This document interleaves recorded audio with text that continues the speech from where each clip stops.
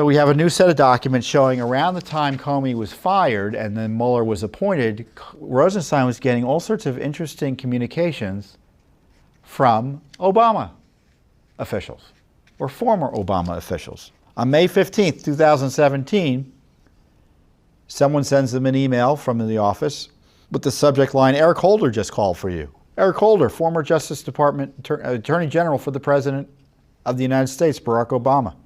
The message says, please call him. You're going to love this. Remember John Huber, who was part of that scam by Sessions to distract us from demanding a special counsel, didn't distract me or Judicial Watch, but to distract Congress and other Americans from calling for a special counsel. Sessions appointed Huber to, quote, investigate Clinton. There was no investigation. May 16th, Huber wrote to Rosenstein, Rod, we're proud of you.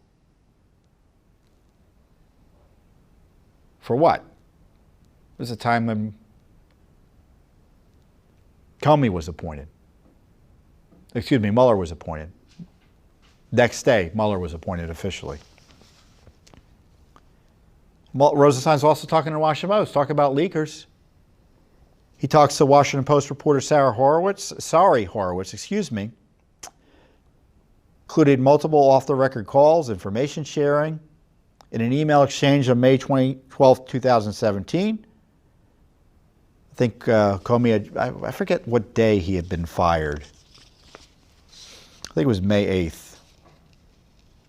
I call it, this is our 7 days in May FOIA.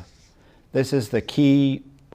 This was where the coup, in many ways, was launched against the president in a significant way. Remember the movie 7 Days in May? I think that's the name of the movie, isn't it? We asked for documents between Rosenstein's communications between May 8th and May 17th. So it's kind of 10 days in May, but I'm going to call it 7 days in May. So he's talking about wearing a wire on the president, using the 25th Amendment, and out of that also flowed the appointment of Mueller. All that took place within that time period. So he's getting calls from the Washington Post, and she's complaining, the reporter is complaining about the DOJ spokeswoman yelling at her. So Rosenstein offers to talk to the spokeswoman for the Washington Post reporter and tells her, I will talk to Sarah. And the reporter responds, she's around all night if Rosenstein wants to talk off the record, which suggests to me that that previously has happened. Does it suggest that, does that sound right to you too?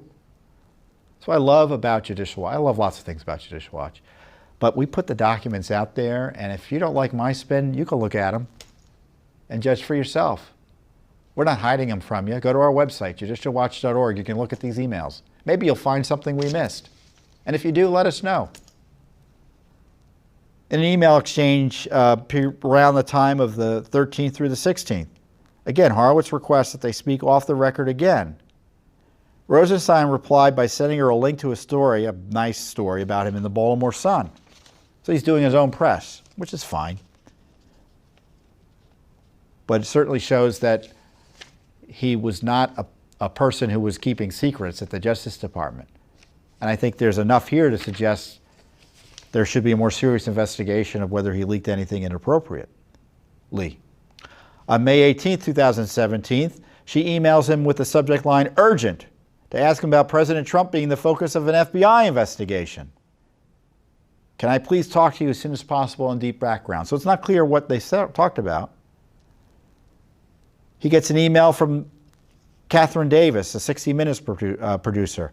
I hope you're handling all this craziness this week. I'm sure that you are. Much to discuss. FBI finalists and whether you are considering accusing. Hoping not, but let me know. Let me know when I can come and visit next week. You know where to reach me in the meantime.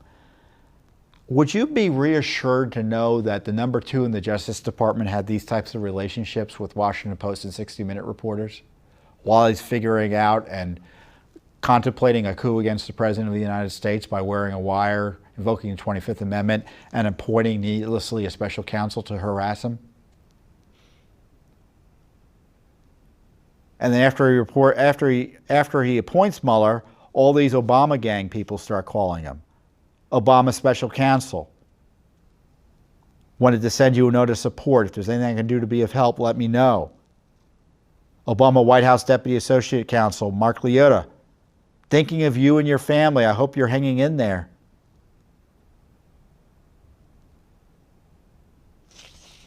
Interestingly, he emails Brett Kavanaugh for Judge Bates' cell phone number. Judge Kavanaugh was on the appellate court at the time, and Judge Bates was the district court judge. That was shortly before he appointed Mueller. Top DOJ official James Cole writes an email to him, "You have the right approach."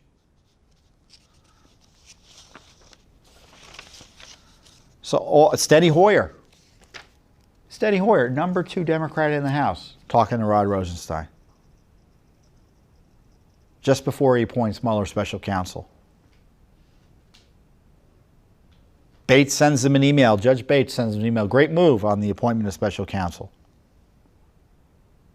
Aren't these incredible?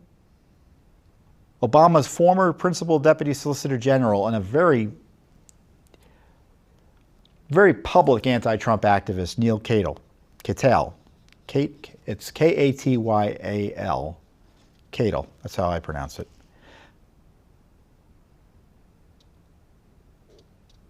He wants to talk to Rosenstein. He wants to call him. Excuse me, Rosenstein wants to call him. Really astonishing emails. And courtesy of Judicial Watch, not the dishonest media, and not the hapless Congress.